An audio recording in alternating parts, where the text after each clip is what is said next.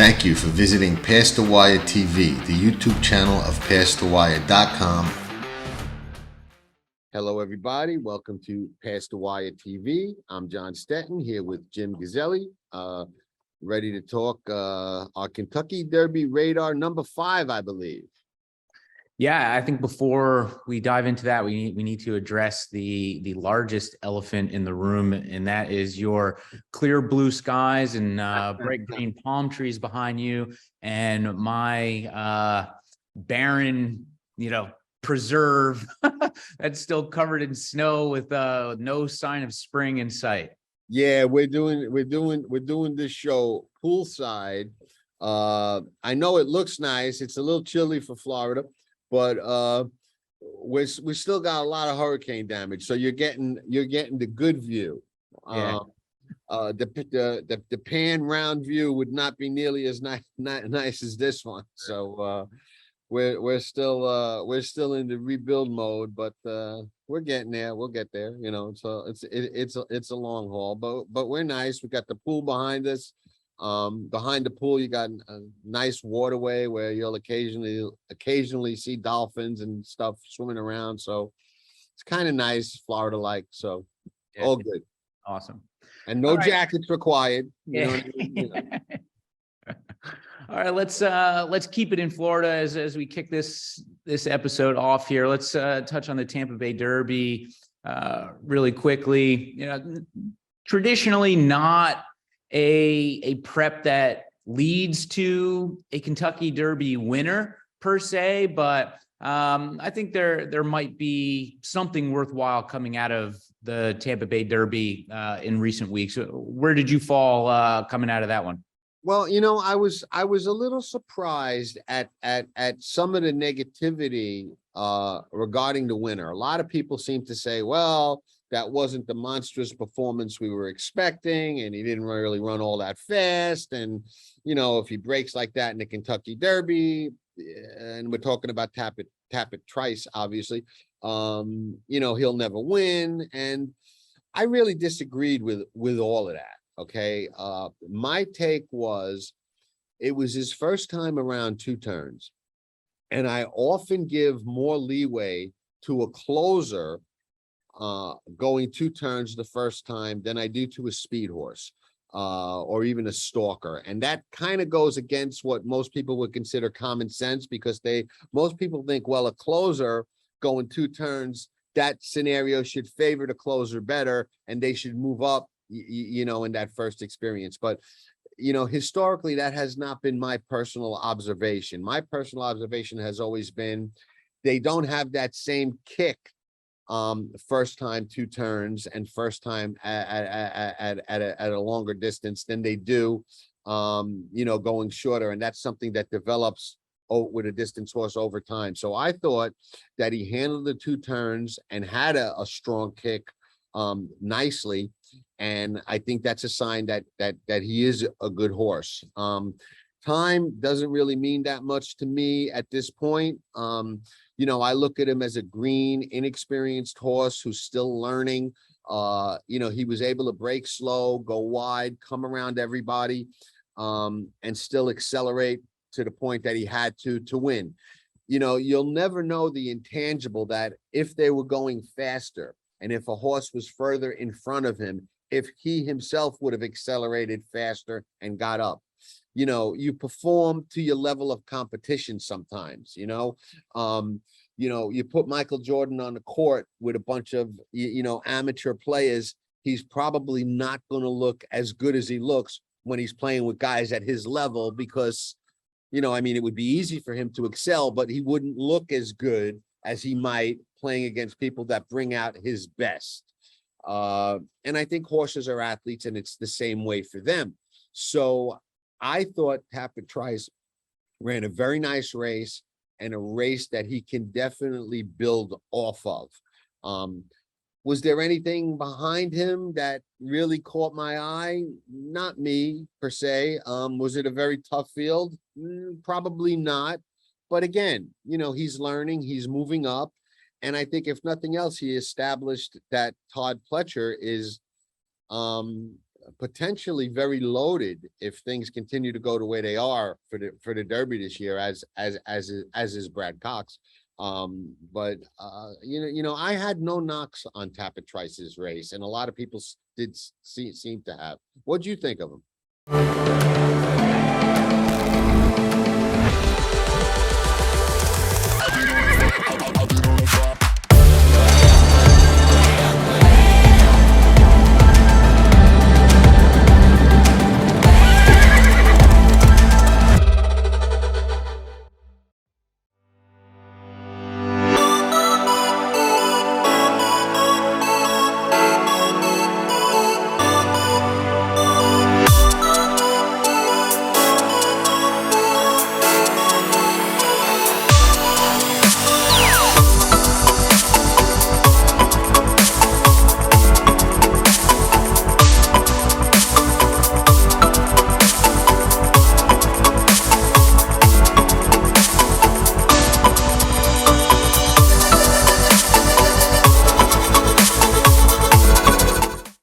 I had a couple of different varying thoughts on the race as a whole. I think his ability to win in the way that he did, it probably says more about the rest of the field than perhaps it does about Tapit Trice.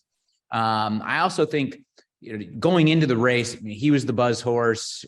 He was the heavy favorite. Everybody's expecting him to trounce the field. And when you break slow and you kind of have to rally through the stretch to get up for the win, I think people get caught in that sort of tunnel vision of what they expected to happen not happening, and that just automatically turns into a negative opinion of the horse. But to your point, yeah, sure. If you break last in a field of 20, going a mile and a quarter in front of 150,000 people, yeah, you're already up against it. But in these prep races, I don't mind that so much. I think you probably, as the horse and the trainer and rider in that situation, you probably get a lot more out of that, having to experience that in a, we'll call it a low pressure situation. And the fact that he broke slowly, had to kind of be urged along and get into the race along the backstretch, and then come around and win, I thought was probably pretty good for the horse moving forward, especially at a track like Tampa, where, we know, speed tends to hold, and you like to be on the front end. I was on Classic Car Wash in the race, just because Tapit Trice was too low of a price for me to want to get involved with. So when they hit the top of the stretch and Classic Car Wash put his nose in front, I thought I was home free, just because of how the track typically plays. So yeah, I wouldn't say I was overly impressed with Tapit Trice, but to have that slow start, to face that adversity early on in the race, being forced into the race, and then still having enough to get up and get the win, I think he's definitely in a position to improve off of that. And really coming out of that race, he'd probably be the only one that I'd be interested in moving forward along the Derby trail. The rest of the field shouldn't have let that happen, really. I agree, and I definitely thought it was the kind of race that he could build off and move up off. And I actually like horses heading for the Derby that have some adversity in their prep races. I like to see a horse break bad, have to go wide, get in trouble, maybe even not win because of the trouble, and then look for them to gain valuable experience off of that, because there's going to be a lot of rough trips come the first Saturday in May. I mean, that's how the races run every year. So, when you have a little of that experience in a race that didn't go exactly according to plan, that becomes a help when they make that run for the roses. So, I had really, no knocks on him at all. You know, I think if I was Todd Pletcher or his owner, I would be excited about him moving forward and heading onto the Derby Trail. And I agree. I didn't, there was nothing really behind him that I thought was Derby winning material. I did think Bill Mott's horse, the one that I ride, or Tiz Road, ran a better race than it looked. It looked like he wasn't getting over the track early and then kind of leveled off and kind of was running the last 1/8 or even 16th of a mile. But not to the point where I would say, he belongs with the upper echelon of 3-year-olds.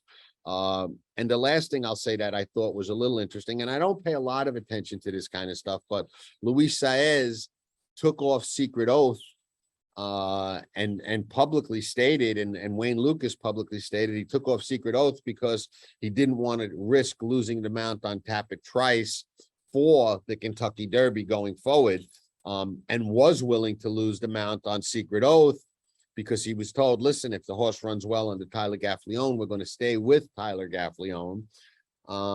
So does that mean anything? I mean, I don't know. I guess we'll find out. Everybody wants to have a good Derby horse, so I guess it makes sense. But Secret Oath did run a very, very strong race in the Azari, so she could be a force, as an older filly for the rest of the year. So we'll see how that plays out and whether that turns out to be a good or bad decision.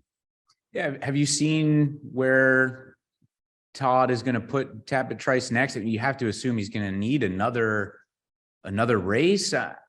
I would think so. It would have to be one of the later ones, I mean, Grass, maybe. I mean, it would, yeah. I mean, the Florida Derby, the Arkansas Derby are April 1st. The Bluegrass, the Wood Memorial, and Santa Anita Derby are all April 8th. Yeah. I would think he would have to go for one of the April 8th ones and give him that extra time. So it would be the Bluegrass, the Wood, or the Santa Anita Derby. He's not going to ship him out to California. No, I think I heard somebody or read somewhere that it might be the Bluegrass, but I guess we'll find out. Yeah.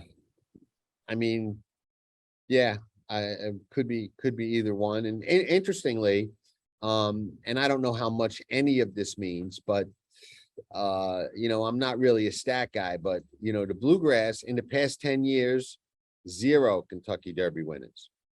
The Wood Memorial in the past 10 years, 0 Kentucky Derby winners. The Santa Anita Derby in the past 10 years, 3 Derby winners: Authentic, California Chrome, and Justify, who won the Triple Crown. Moving to the earlier preps, the Arkansas Derby, which historically has been a good race for the Derby in the past 10 years, 2 winners.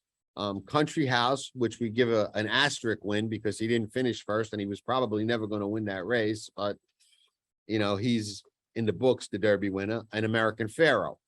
Right. Florida Derby, another 3 winner race in the past 10 years. Always Dreaming, Nyquist, and Orb. The Jeff Ruby Stakes, which you wouldn't think, Animal Kingdom, but it wasn't the Jeff Ruby back then, and that was more than 10 years ago. But in the past 10 years, Rich Strike. The Louisiana Derby, which we'll talk about in a minute, only 1, and another asterisk, Mandaloon. He really finished second. Medina Spirit, I don't think he was ever going to go by him, but history says he's the Derby winner. UAE Derby is March 25th, Saturday as well.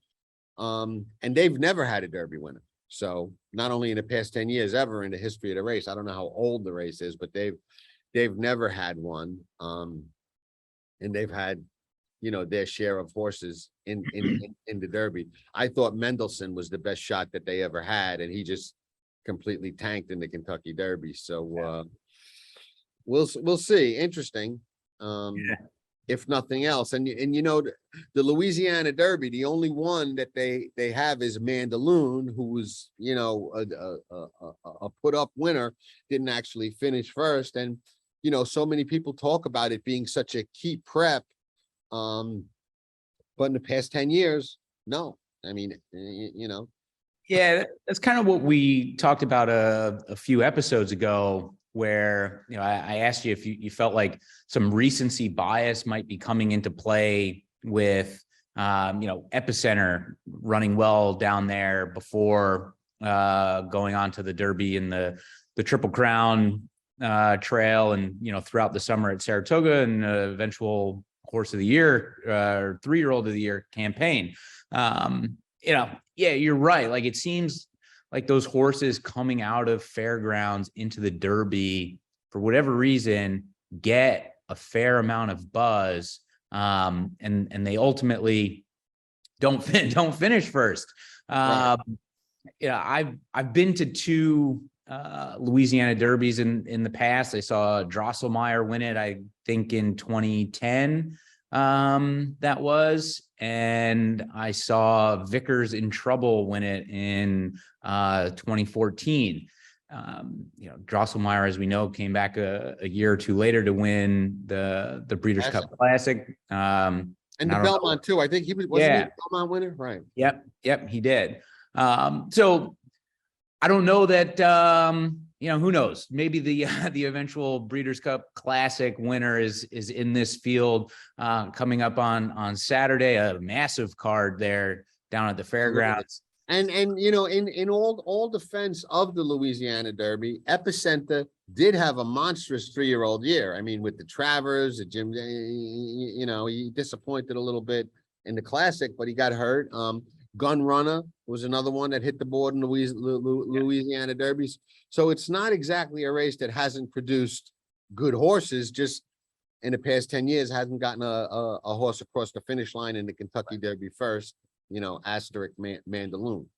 I think looking at this field, Instant Coffee is gonna take some money. I imagine Sun Thunder, coming off his 2nd place finish in the Risen Star, will be a horse that's talked about. Kingsbarns 6-1 on the morning line for Pletcher, teaming up with Pratt. I know we were exchanging some text messages about that earlier in the week. Tapit's Conquest for Brad Cox. What else? Any horse really jump off the page at you here? I'm very, very excited to see Kingsbarns run. He's an Uncle Mo. He's done everything right. I love the fact that even being an Uncle Mo, they ran him a mile first time out at Gulfstream Park. It tells me that they thought he's a distance horse from the get-go. Okay. Ran him a mile, and he was able to win a mile first time out, which is not the easiest thing to do. Goes to Tampa. We know Todd likes to ship and go to Tampa. I love horses coming off that quirky Tampa track, going to another track. I like the fact that he reaches out for Pratt, and Pratt takes the call on him. Pratt's got options heading into the Derby, and his agent's phone's ringing. We know that. You know what I mean? So he's probably being selective as to, who he tries and where he goes. So that, that's the one that I have my eye on. Is he the only one? No, there's a couple of horses I think can step up. I'm not that sold on Instant Coffee, believe it or not. And you know why he didn't run in the Risen Star? Was he hurt, or I don't know. I don't know why.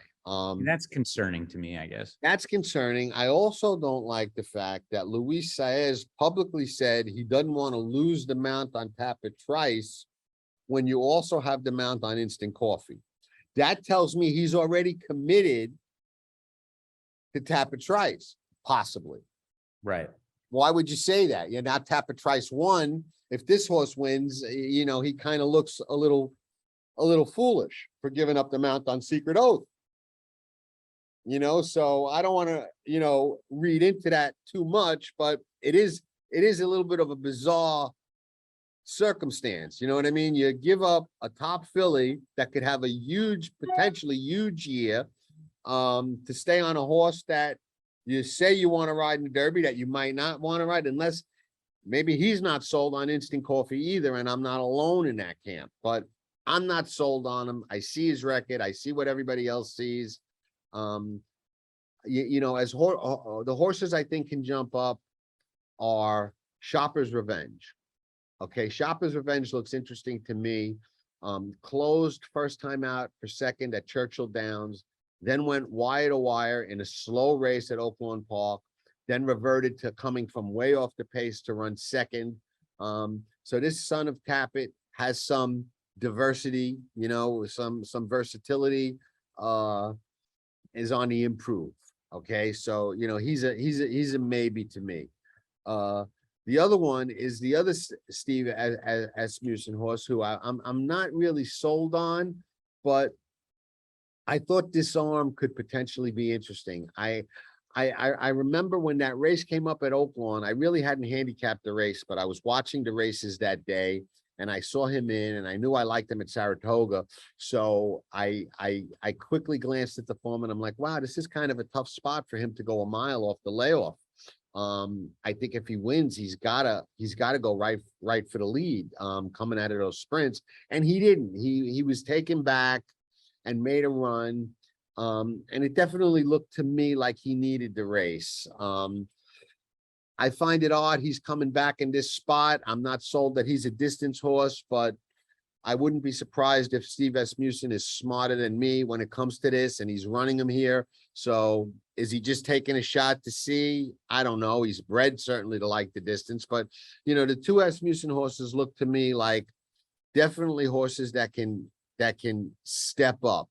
I liked Tapit's Conquest in the Risen Star, off the very troubled trip, I thought, in the race before that, where he got beat in neck.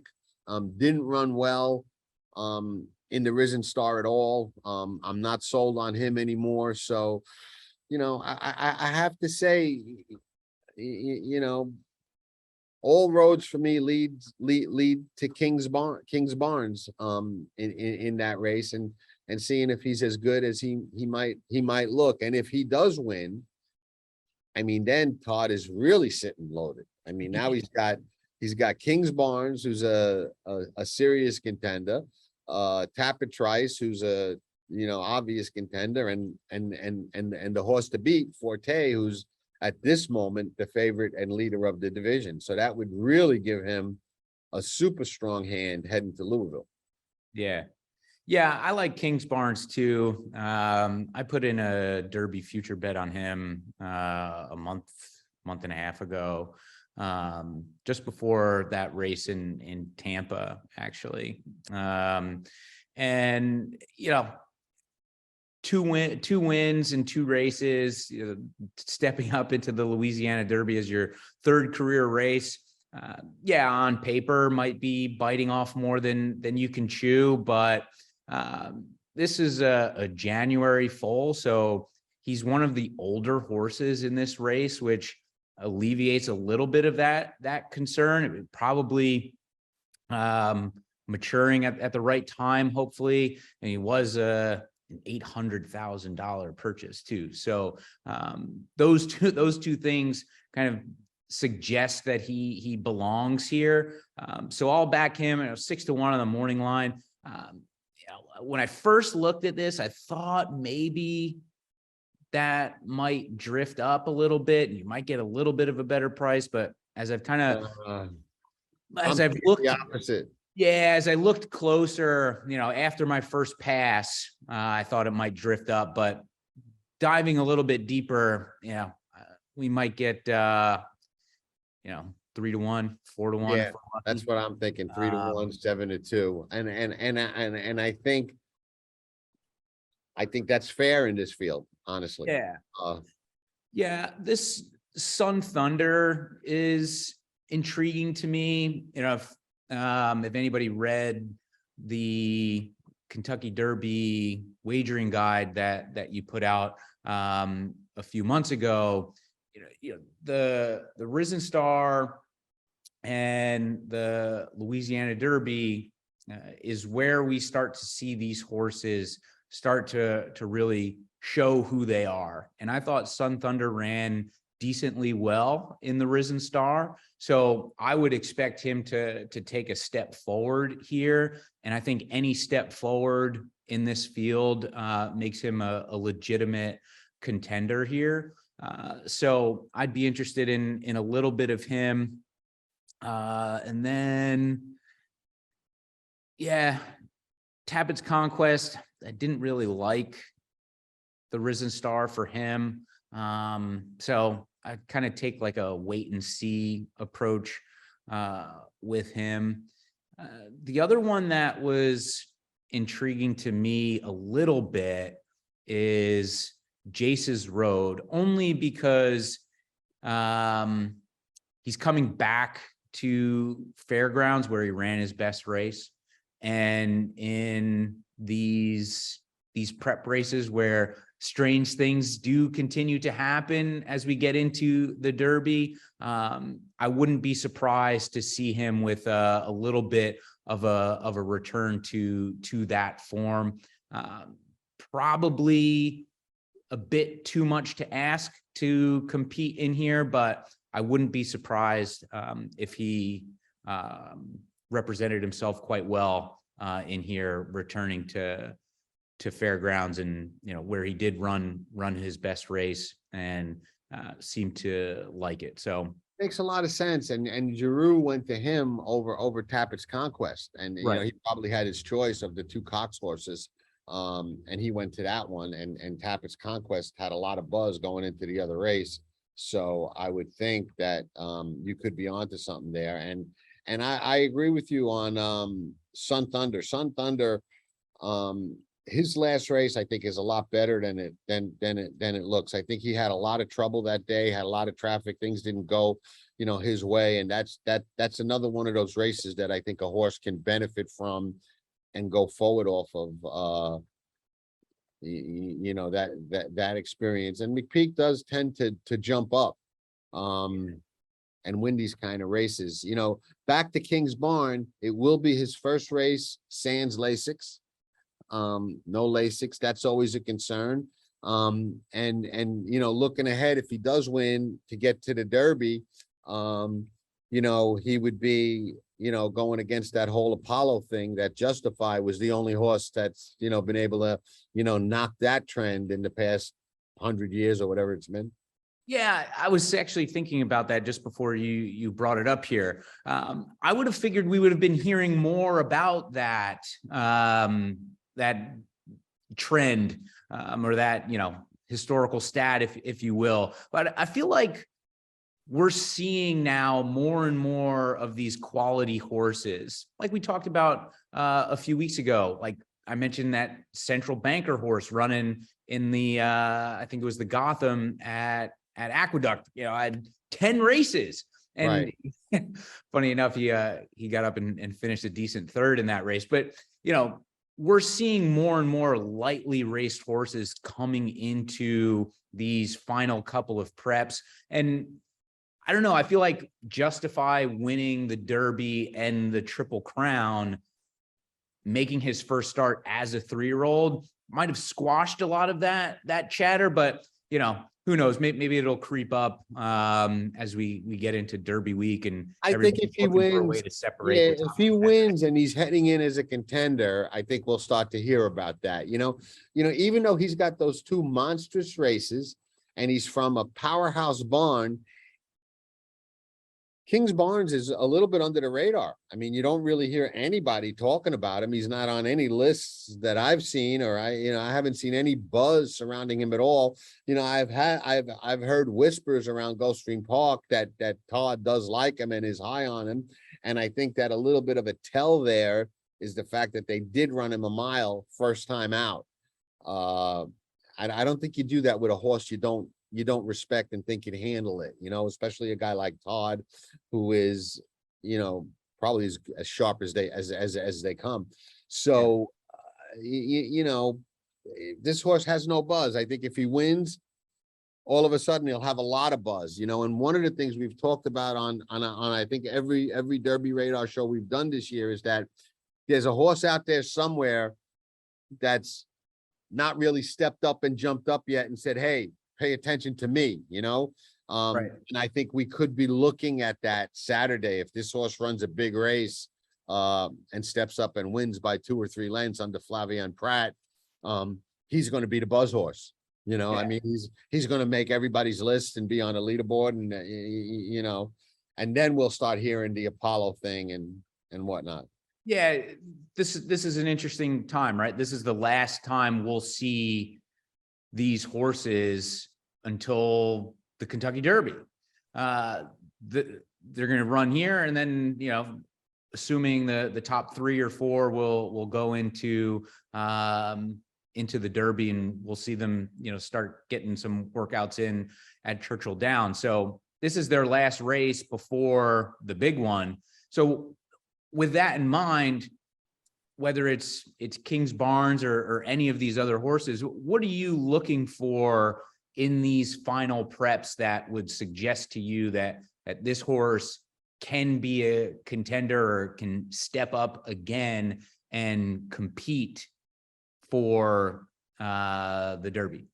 There's 2 things. There's 2 scenarios I like coming out of a prep at this point in the game. One is a horse like, let's use Kingsbarns as the example. If he has a very troubled trip, if he gets caught in a pace duel, if he gets carried wide, if he gets in traffic, if he has a troubled trip and still hangs in there and shows some fight, everybody will jump off his bandwagon. I will look at it as he can build off that, and that may have done him good. The other thing I look for is a horse to win, but win in a manner where he's not all out and gutted. You know, I don't want to see that. You know what I mean? I don't want to see him in a dog fight, win by a nose. You know, I want to see, I don't want to be worried that this race, this last prep, takes too much out of them that they can't peak or go forward for the next race, which is ultimately the goal. So they have to run well, they have to give a good account, but you certainly don't want to see them gutted. At least I don't, you know. So I look for those 2 scenarios: win with something left, or have a troubled trip, stay in the fight, and show that, you know, you can go forward off the race. Those are the 2 things I look for. And, you know, in thinking about what we talked about a minute ago, with the, you know, last 10 years, the Louisiana Derby not producing a Derby first finisher, Mandaloun, asterisk. The UAE Derby, never, but in the past 10 years that we've spoke about, none. Maybe these races are a little too far out. You know what I mean? Maybe that next week or 2, that those closer races might have an edge on fitness and experience, because, you know, you got the Florida Derby, you got the Santa Anita Derby, you know, they're producing 3, you know, got other races, you know, Arkansas Derby producing 2, Louisiana Derby with all the quote hype and all those good horses, Gun Runner, Epicenter, you know, none of them getting home. Maybe the timing plays into that. Yeah. You know, if you're looking for a reason, you know, so it's odd that people opt for this one unless you have a horse that you think needs the time, but so far it hasn't proved fruitful. So we'll see. Yeah. Yeah, I agree. You know, like we touched on earlier, I feel like the horses coming out of fairgrounds tend to get a fair amount of buzz. But yeah, that timing is, it's awkward. It's an awkward time gap for a race. We're 6 weeks out from the Derby. Yeah. You know, Right. So I think horses get in that mode of running every 4 or 5 weeks, and, you know, maybe that additional one throws them for a little bit of a loop. Number 1 is Mo Donegal by Uncle Mo. And they're off in the Remsen. As they come on for the finish, and it's going to be tight here in the Remsen. Mo Donegal. Mo Donegal bearing down on the outside. It's Mo Donegal and early voting, and it is Mo Donegal to win the Wood Memorial. And it will be Mo Donegal to win the Test of the Champion, the Belmont Stakes. Well, we got the UAE Derby also on Saturday. We'll see what happens there. And then, you got the Jeff Ruby Stakes on Saturday as well. Right. And then the next week there's the Florida Derby, the Arkansas Derby. The week after that you got the other big three: the Bluegrass, the Wood, and the Santa Anita Derby. Yeah. Things will start coming together for real now. Yeah, and I think the big thing that I'm going to be looking for is, obviously who wins the races and who performs well. But I think the big thing that I'm going to be focused on is the running styles of the horses that finish 1, 2, and 3. On paper right now, it looks like there is not a lot of front running speed on the Derby trail, and that might open the door for a Medina Spirit type effort, a authentic where they just head out to the front and they carry them the full way around. I agree 100%. And like I said, I tend to buck the trend of longer distance for the first time favoring closers. I lean to speed carrying under that circumstance, because I think that more often than not, the closers, everybody says, oh, well, if he's closing at 1 1/8, he's going to love the 1 1/4. And you'll see it every year from the Derby to the Belmont.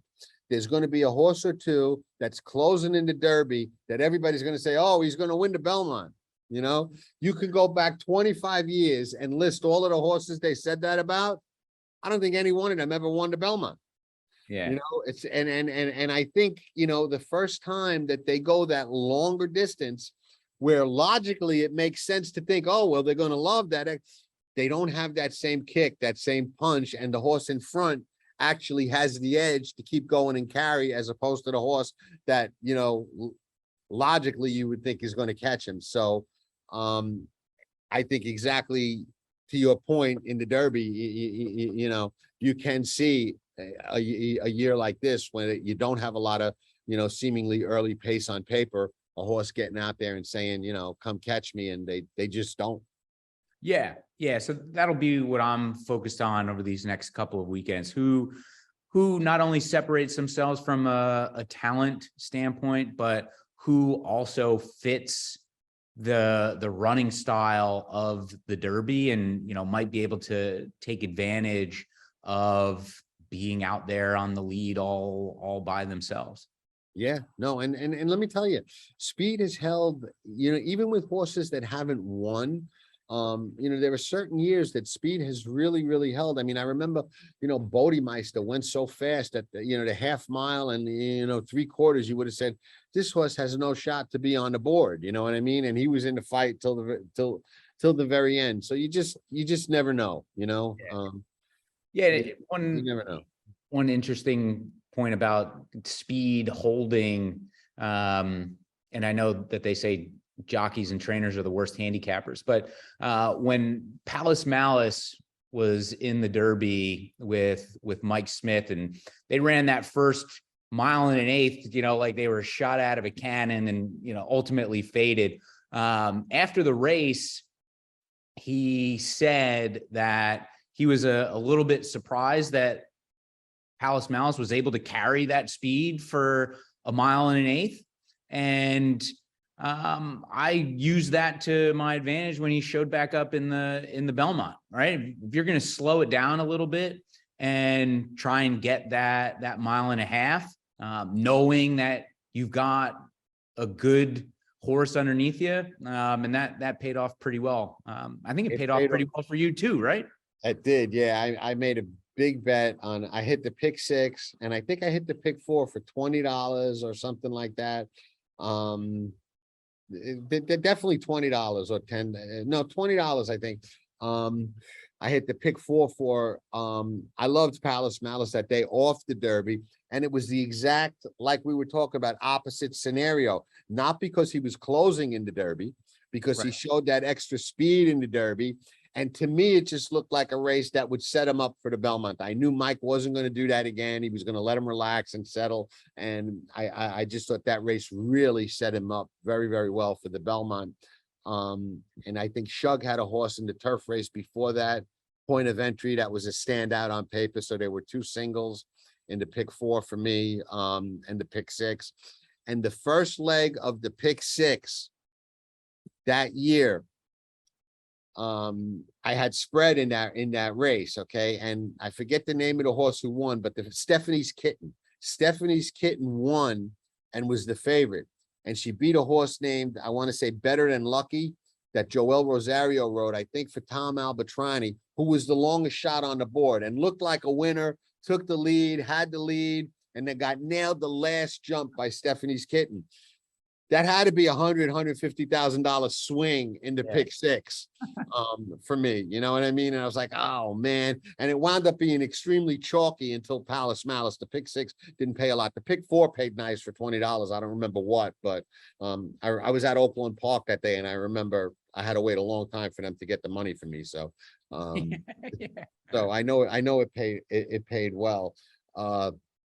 Yeah, I think the overall message, I guess, is aside from who wins and finishes second, there's a ton of other Derby nuggets that you can pull from these races coming up over the next 3 weekends, and then even through the Derby itself to kind of help you along the Triple Crown trail. Right. And, we can close with this. People sometimes say that a lot of these races, like the Florida Derby, for example, is going to probably be a short field. Okay. Nobody really wants to face Forte. I know they got like 30 nominations and like 4 or 5 confirmed runners. Okay. And people say, oh, it's a terrible race to bet, and it blah, blah, blah. And they're probably right. It's probably not a great race to bet. But if you plan on betting the Derby seriously, it's a very important race to watch, because you want to watch Forte and you want to look for that knock, for that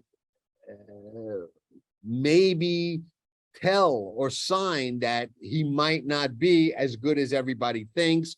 Because, if he wins in a jog, everybody's just going to assume on paper, oh, he's the horse to beat and he's the favorite. But if you watch the race closely, you may see something that doesn't show in the past performances, that you catch. So, to all the people that say it's not a great betting race, that's fine. It's still a race to pay attention to, because you want to spot something that may not be in the past performances to give you an edge to either bet against them, or maybe on Derby Day to not bet against them. You follow me? So, it's not all about this day. This game, to me, if you play it seriously and play it to beat it, it's a marathon. It's not a sprint. Okay. You don't decide your fate in horse racing on one day or in one race. It's a long road. So every race that you can learn something from, it doesn't have to be a great betting race. It doesn't have to be a 12-horse field where the favorite's 7-2 or 3-1 and like, oh, this is a great day. I'm eager to watch the Florida Derby, not because I want to bet on Forte at 3-5, or I want to bet some horse that has no shot against him at 10-1. No, that's not why. Because it may give me an edge on Saturday that somebody else might not see on the first Saturday in May, or something going forward. And I think that's something that a lot of players miss, because they want to bet Saturday and they're like, oh, well, that's not a good race to bet, so they're not going to pay that good attention to it. Oh, Forte is just going to jog. And I think that's a mistake. Yeah, and even too, the horses coming in behind him, you can learn a lot about them and their chances 100%. to get a piece of the action in the Derby, even if Forte is the 2-1 favorite. Years ago, California Chrome was the 3-1 favorite, and the trifecta still paid $1,300. So absolutely. There's a ton of information to be gained from watching these races, even if you don't think anybody has a chance against Forte. Yeah, no, I agree. And I think, you know, horse racing is such a fascinating sport from the gambling perspective, because it is a skill game. Okay. And it's probably the only skill game that has such a small percentage of people that actually do well at it, you know, which kind of defies logic. And I think part of that is because it's a skill game with a lot of intangibles and a lot of luck. Because when you take these 1,000, 11, 1,200-pound animals, put a 105-pound guy on their back and put them in a gate and run at high speeds, there's so much that can happen. But every now and then, okay, we'll be reminded that it's a skill game and that it's all right in front of you, because you'll see a horse like Forte stick out over a field like he did in the Fountain of Youth and jog. And you're like, well, it is science. You know what I mean? What, you know, enough races happen that we draw up in our head and see it unfold to say, you know what, it is a science. You know, any horse just can't win any race. You know, there's always a reason. There's always something there. So I think that it's a fascinating game. And I think the other reason that so few people are successful at it is because they don't take it serious enough, put in the work, put in the time, put in the effort consistently over the course of the year to really have a chance to hold your own and or beat it or be really successful at it. Yeah. And it takes a ton of work. Yeah. Yeah. I think most handicappers, horse players, look at each race on an individual basis and, you know, one race day in a microscope, when in reality, you know, what you do on one day, you can learn from for, you know, the 100 days in the future that you're going to continue to play the horses. 100%, 100%. And that's the way I've approached it for many years. You know, I mean, there are days I sit, and even when I used to go to the racetrack every day, okay, I could be sitting with a big bankroll in my pocket and not make a bet. And I'm still taking notes about all the winners, all the horses that finished behind. And people look at me and say, how come you're not betting? I'm like, I don't like anything, you know, but you're at the races. I'm like, today's not my day. You know what I mean? I don't like anything, but I may see something today that 3 weeks or a month from now will make that my day. So always paying attention, always watching.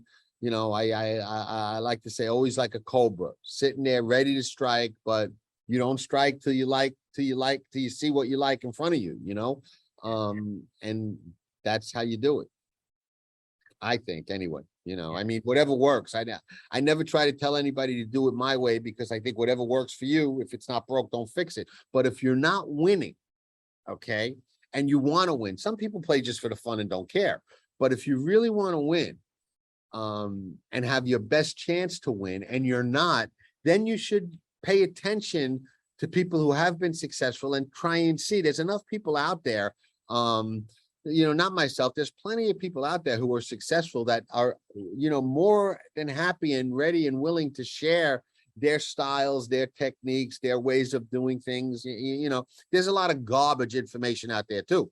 You know, you got to filter it out, you know, but if somebody is good at the game and they're willing to share, you know, what they do, how they bet, how they approach it, there's nothing wrong with paying attention to them and trying to, you know, improve your game, you know?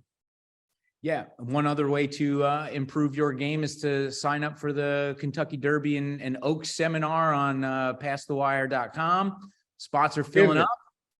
Yes, we got quite a lot of interest, quite a lot of people signed up already.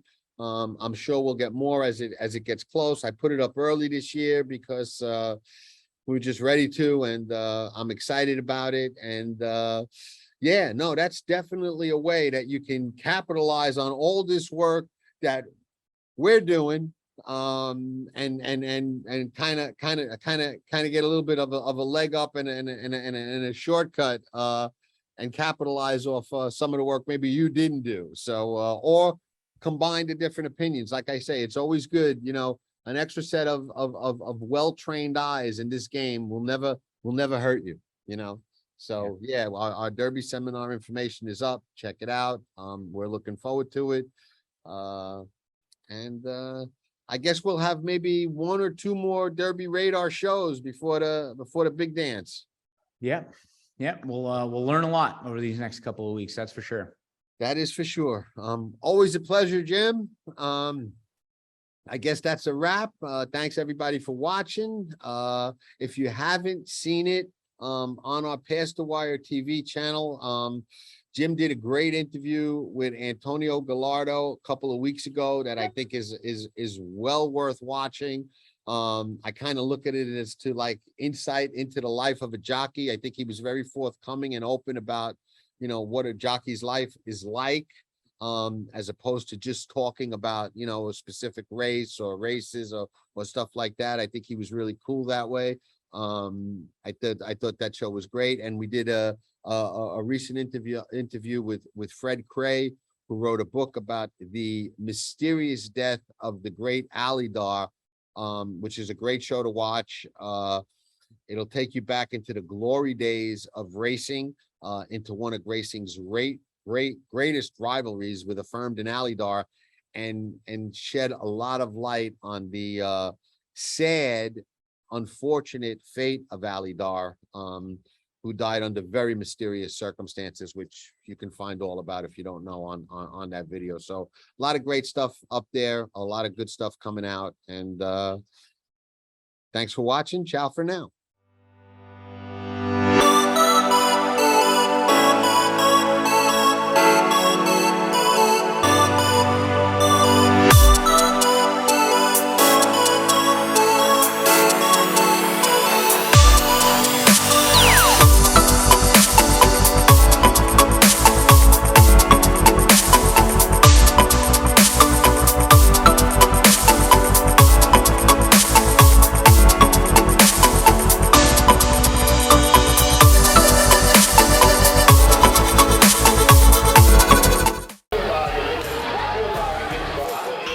Nobody does it better.